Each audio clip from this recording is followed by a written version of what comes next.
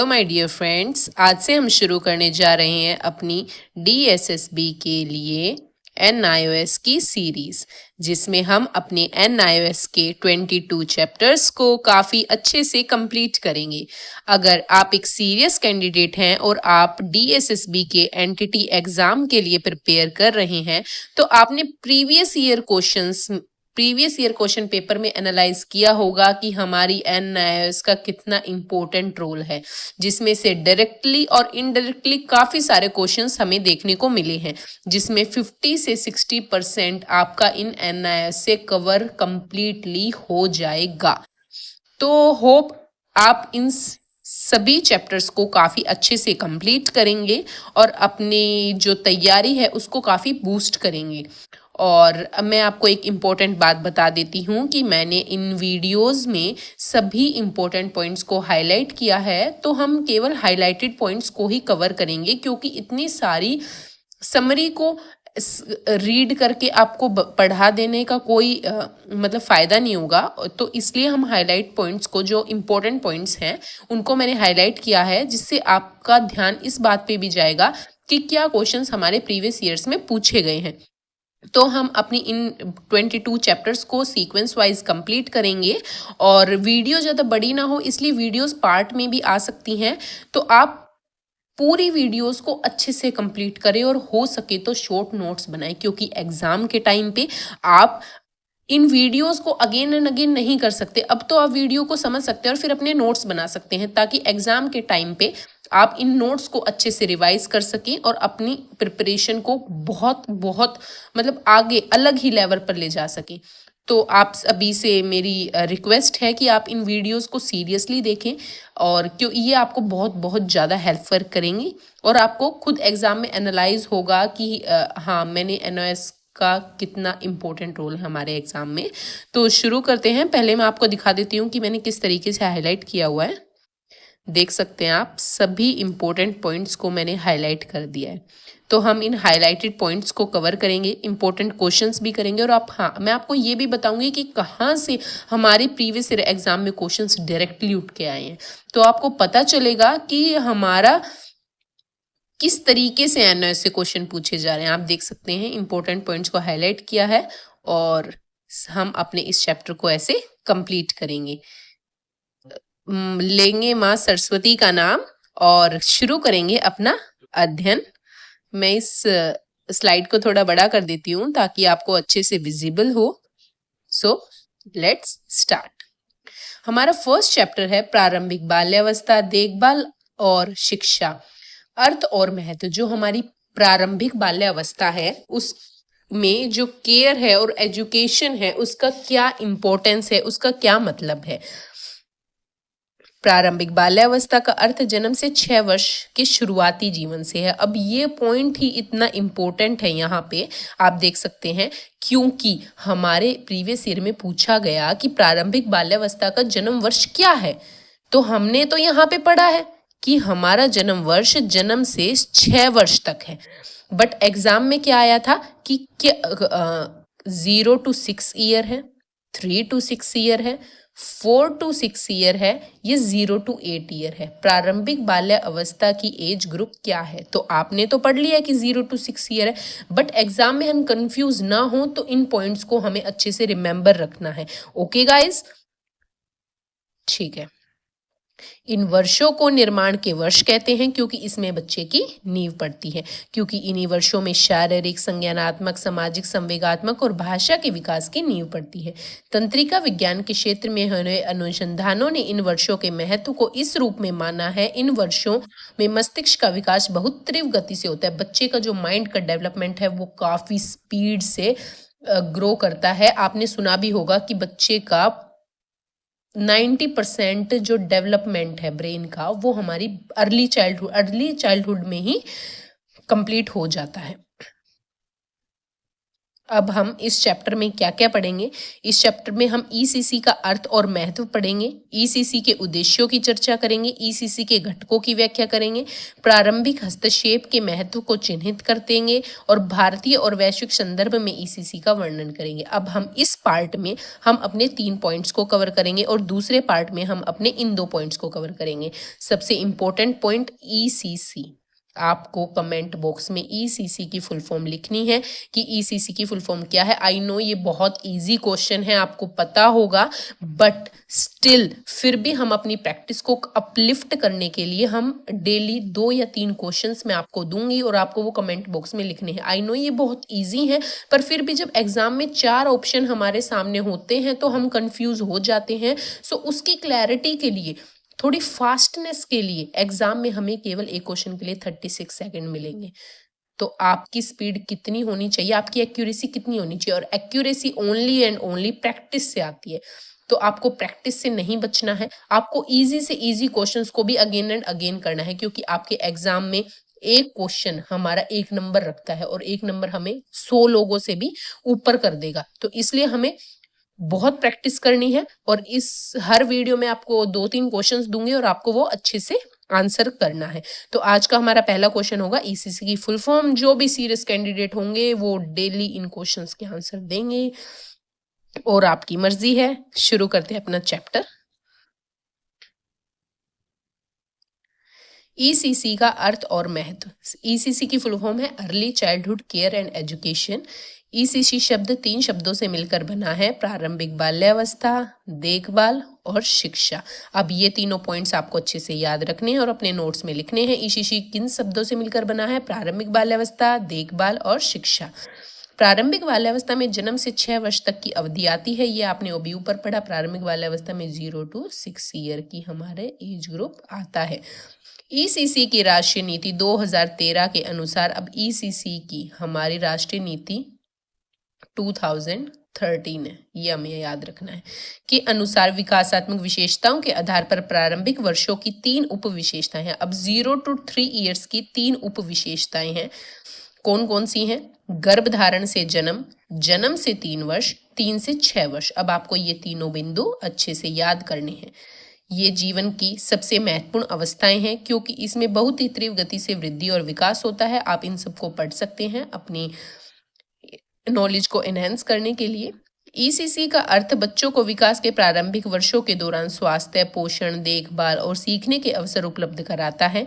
खेल आधारित और विकासात्मक जरूरतों के अनुसार गतिविधियों वाला एक सुरक्षात्मक और उद्दीपित वातावरण बच्चों के शारीरिक, गत्यात्मक,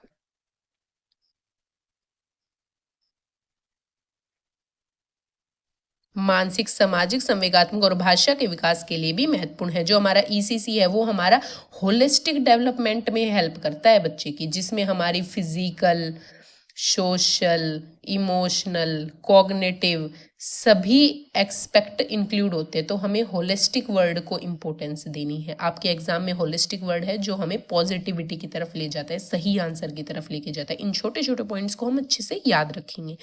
अब ईसीसी का महत्व क्या है, क्यों इंपॉर्टेंट है, ये सभी को पता है, बट फिर भी हम एनओएस में क्या लिखा हुआ है उसको अच्छे से पढ़ेंगे।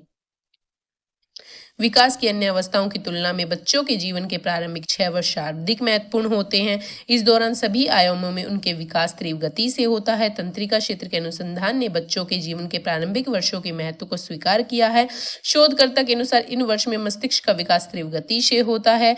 जब तक बच्चा 6 वर्ष का होता है उसका 90% मस्तिष्क दिमाग का विकास हो चुका होता है। परिणाम स्वरूप बच्चे के समग्र विकास की दृष्टि से, विशेष रूप से मस्तिष्क के विकास की दृष्टि से अति महत्वपूर्ण वर्ष है। अब इस पॉइंट को हम, ये हमारा काफी इंपॉर्टेंट पॉइंट है, इस पे हम अपना फोकस करेंगे कि हमारे 0 to 6 ईयर में हमारे माइंड का कितने % डेवलपमेंट हो जाता है? 90%। ये हमारे एग्जाम में क्वेश्चन आ सकता है और पूछा भी गया है, तो इसे हम अपने पॉइंट्स में लिखेंगे।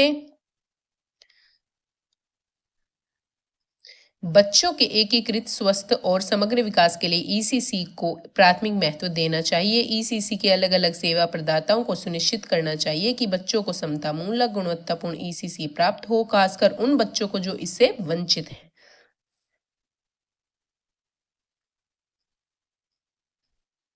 ईसीसी के उद्देश्य। ईसीसी के उद्देश्य क्या हैं हमारे?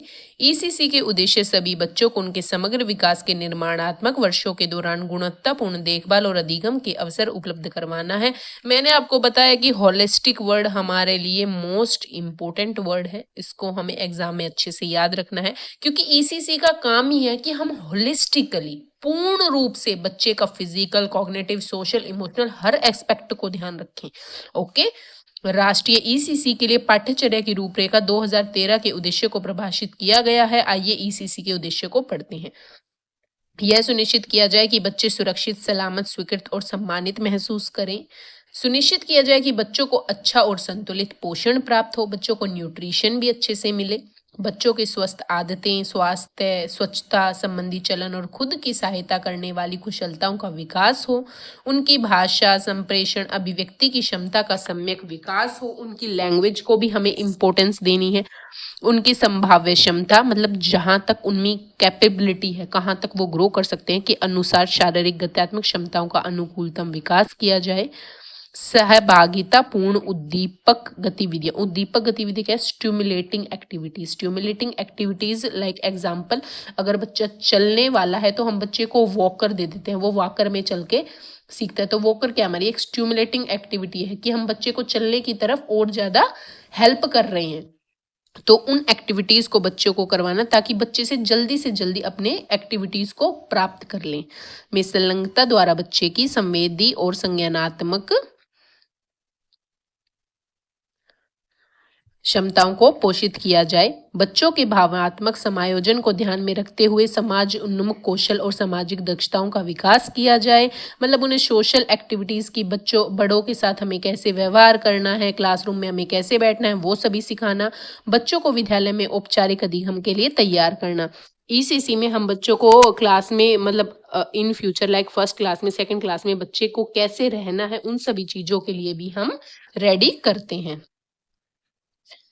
अब हम इन क्वेश्चंस को करेंगे, देखेंगे कि हम अपना इवैल्यूएशन करते हैं कि हमने कितना पढ़ा और कितना हमें समझ आया, क्योंकि यहाँ से भी गाइस इंपॉर्टेंट हैं ये क्वेश्चन, डायरेक्ट उठा के डीएसएसबी एनआईएस में से दे सकता है। तो हम किसी भी चीज को स्किप नहीं करेंगे, एक एक चीज काफी अच्छे से करेंगे। अब आप इन क्वेश्चंस के आंसर देना, आपको पता चलेगा कि आपने कितना पढ़ा कितना नहीं। फर्स्ट क्वेश्चन है हमारा, बच्चों के जीवन के प्रारंभिक वर्ष महत्वपूर्ण है क्योंकि इन दौरान उनका सभी आयामों में तीव्र गति से वृद्धि और विकास होता है। क्या ये सही है? बिल्कुल सही है। ईसीसी का अभिप्राय बच्चों के जीवन के प्रारंभिक वर्षों में उनके स्वास्थ्य और पोषण संबंधी देखभाल एवं सीखने के शुरुआती अवसरों को उपलब्ध कराना है। बिल्कुल कराना है।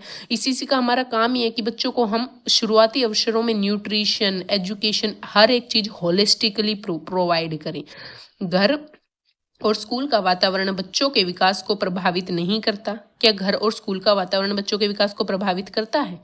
इसका क्वेश्चन आप कमेंट बॉक्स में देंगे कि हमारे थर्ड क्वेश्चन का आंसर क्या है, लिखेंगे राइट और रॉन्ग। फोर्थ क्वेश्चन है, वंशानुक्रम या वातावरणीय कारक से बच्चों के विकास में आई बाधा उनके समग्र विकास को प्रभावित करती है? क्या हमारी वंशानुक्रम, हेरिडिटी और वातावरण के जो कारण है बच्चों के विकास में आई बाधा को समग्र रूप से प्रभावित करते हैं? इसका क्वेश्चन भी आप कमेंट बॉक्स में देंगे राइट या रॉन्ग। एक सुरक्षात्मक और उद्दीपक वातावरण बच्चों के समग्र विकास के लिए आवश्यक है? बिल्कुल आवश्यक है। अब हम पढ़ेंगे ईसीसी के घटक क्या हैं, हमारे कंपोनेंट क्या हैं। ईसीसी एक एकीकृत कार्यक्रम है। एकीकृत मतलब इंटीग्रेटेड कार्यक्रम है जिसमें हर एक चीज इंक्लूड है, जिसके अनेक घटक हैं। ये सभी मिलकर बच्चों के विकास और कल्याण में योगदान देते हैं। इन घटकों को हमें अच्छे से याद रखना है गाइस। सबसे पहला घटक है स्वास्थ्य, पोषण और स्वच्छता। दूसरा प्रारंभिक अधिगम, देखभाल और संरक्षण, प्रारंभिक उद्दीपन। मतलब ये जो हमारे चारों घटक हैं ये ईसीसी की इम्पोर्टेंट पॉइंट्स हैं जिनको हम कवर करवाते हैं ईसीसी के दौरान। तो आपको ये चारों याद होने चाहिए। एग्जाम में 4 ऑप्शन देगा और पूछेगा कौन सा घटक है, कौन सा घटक नहीं है। तो आपको इनको अपने पॉइंट्स में लिखना है और अच्छे से याद कर लेना है। अब हम इन घटक को अच्छे से पढ़ेंगे कि इसमें क्या है। स्वास्थ्य, पोषण और स्वच्छता में क्या क्या आएगा हमारा। स्वास्थ्य स्वास्थ्य पोषण और स्वच्छता में प्रसव पूर्ण और प्रसव बाद की देखभाल, मतलब बच्चा जब माँ के गर्भ में है और माँ के गर्भ मतलब जन्म लेने के बाद तक दोनों में बच्चों का ध्यान रखा जाता है, जिसमें पौष्टिक आहार, गर्भवती माता की प्रतिरक्षा हेतु टीकाकरण, स्वास्थ्य नियमित जांच, तनाव मुक्त वातावरण, अस्पताल या स्वास्थ्य केंद्र में सुरक्षित प्रसव शामिल है। बच्चों को संतुलित और पौष्टिक भोजन, संक्रमण से संरक्षण, समय पर टीकाकरण तथा चिकित्सक में देखभाल हेतु प्रावधान, समय स्वस्थ और स्वच्छ वातावरण प्रदान करने की जरूरत है। स्वास्थ्य में हमारा स्वास्थ्य पोषण और स्वच्छता में हमारी माँ और बच्चे दोनों की देखभाल शामिल है। देखभाल और संरक्षण, बच्चों की देखभाल करने वालों के लिए आवश्यक है कि उनकी मनोवैज्ञानिक, सामाजिक, संवैगिक जरूरतों को पूरा करे। यह सुनिश्चित करने के लिए उनकी आवश्यकता अनुसार उपयुक्त उद्दीपक किया जाए, सहयोग और सुखद अंतक्रिया की जाए। वही है उद्दीपन एक्टिविटीज बहुत इंपॉर्टेंट है बच्चे के लिए, ताकि बच्चा जो आने वाला पड़ाव है उसको अच्छे से प्राप्त कर ले। जो एग्जाम्पल मैंने आपको पीछे दिया था कि बच्चा 1 साल का होने वाला है, अगर बच्चा 8 महीने का है तो वो चलने की प्रोसेस में है, अब वो आगे चलेगा, आगे कि 9 या 10 महीने में वो चलेगा, तो हम बच्चे को लिए वॉकर लेके आ जाते हैं ताकि बच्चा उसमें उसके थ्रू अपने चलने की एक्टिविटीज को कवर कर ले। प्रारंभिक उद्दीपन, अब हम पढ़ते हैं प्रारंभिक उद्दीपन का अभिप्राय 3 वर्ष की आयु तक बच्चों को देखने, सुनने, स्पर्श करने, सूंघने और स्वाद लेने के उद्दीपन प्रदान किए जाते हैं, ताकि बच्चा अच्छे से, जब बच्चा छोटा होता है तो लोग ताली बजाते हैं कि इधर देखे बच्चा, सुनने के लिए म्यूजिक का यूज करते हैं, टच, स्पर्श, सूंघने, स्वाद, इन सभी की उद्दीपन क्रियाएं बच्चे को दी जाती है। उद्दीपन का उद्देश्य बच्चों की संभाव्य क्षमता में वृद्धि करना, कि बच्चा जितने लेवल तक पहुंच सकता है उसको हेल्प करना कि वो जल्दी से जल्दी उस लेवल तक पहुंच जाए। यह महत्वपूर्ण है कि प्रारंभिक वर्षों में बच्चों को उद्दीपित करने वाला वातावरण उपलब्ध कराया जाए, जिसकी आयु के अनुसार विविध सामग्री, अनुभव और विकास के अवसर हों। प्रारंभिक अधिगम 3 से 3 to 6 ईयर के बच्चों को उम्र और विकास के अनुरूप सीखने का अवसर अनिवार्य उपलब्ध कराना चाहिए। 3 to 6 ईयर में बच्चे स्कूल में जाते हैं, जिनमें उन्हें प्रारंभिक शिक्षा देनी है।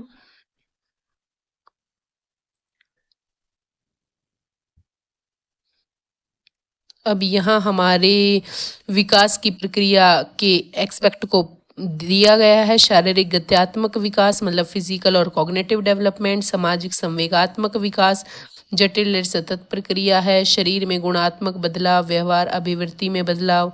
संज्ञानात्मक कॉग्निटिव डेवलपमेंट में हमारा भाषा का विकास। ये सारे एस्पेक्ट हैं जिनको हम नीचे पढ़ेंगे।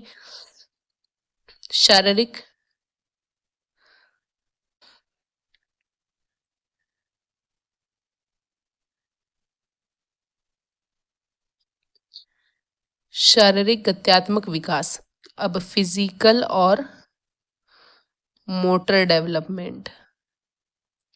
बच्चों में स्थूल मांसपेशियों का विकास, उन्हें रेंगने, चलने, दौड़ने, साइकिल चलाने, कूदने। स्थूल मतलब ग्रोस, जिसमें बड़ी मांसपेशियों का यूज होता है। जी हाँ, लिखा है बड़ी मांसपेशियों का यूज होता है। रेंगने, चलने, दौड़ने, साइकिल चलाने, चढ़ने, कूदने जैसी गतिविधियां शामिल होती है। सूक्ष्म मतलब फाइन मोटर डेवलपमेंट, जिसमें छोटी मांसपेशियों का यूज होता है। क्रियोन पकड़ना, रेखा खींचना, रेंगना, धागा डालना, काटना, लिखना। ये आपको पता होना चाहिए फाइन मोटर स्किल में और ग्रोस मोटर स्किल में कौन कौन सी हमारी एक्टिविटीज आएंगी। सामाजिक संवेगात्मक विकास, सामाजिक विकास की प्रक्रिया द्वारा बच्चों को सामाजिक मानक, सांस्कृतिक मूल्य ग्रहण करते हैं। स्वास्थ्य सामाजिक विकास बच्चों को मदद करता है कि वे परिवार, दोस्त और जीवन के अन्य लोगों से सकारात्मक संबंध विकास बना सकें।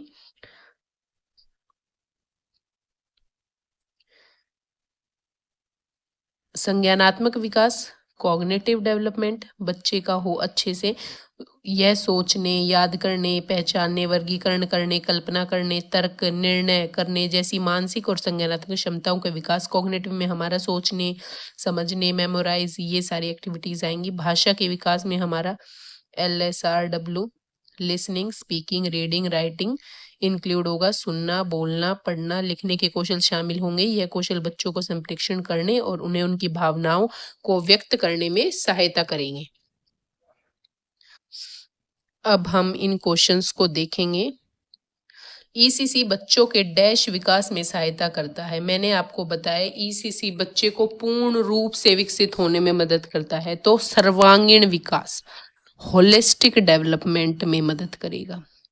सर्वांगीण विकास में भाषा विकास का अभिप्राय भाषा को ग्रहण करना, डैश और डैश करना है, ग्रहण करना, और इसका आंसर आप कमेंट बॉक्स में करेंगे। शारीरिक गत्यात्मक विकास डैश मांसपेशियों का विकास और डैश समन्वय की प्रक्रिया है। शारीरिक गत्यात्मक विकास में हमारी बड़ी मांसपेशियां और छोटी मांसपेशियों के समन्वय की प्रक्रिया शामिल होती है। डैश सूक्ष्म गत्यात्मक कौशल के उदाहरण है। सूक्ष्म मतलब फाइन के एग्जांपल्स क्या क्या होंगे हमारे? क्रियॉन्स, क्रेयॉन से बच्चा कलर करेगा। और क्या होंगे? लिखना। हम ऊपर देखते हैं हमारी और कौन कौन सी एक्टिविटीज इसमें शामिल थी। धागा, ये देखो, धागा डालना, काटना, लिखना, क्रेयॉन पकड़ना, रेखा खींचना, रंगना, ये सभी हमारी सूक्ष्म कौशल में आएंगी। तो गाइज आज हम इतना ही करेंगे और हमारी वीडियोस को हम ऐसे ही पार्ट्स में करेंगे। होप आप इन सारे इंपॉर्टेंट पॉइंट्स को अपने नोटबुक में लिखेंगे और अब हम मिलेंगे नेक्स्ट पार्ट में और तब हमारा ये चैप्टर पूरा कंप्लीट हो जाएगा। केवल 2 पॉइंट्स हमारे बचे हैं, उसके बाद हमारा चैप्टर कंप्लीट और आपका एक चैप्टर पूरा हो जाएगा। सो मिलते हैं नेक्स्ट वीडियो में। Bye guys.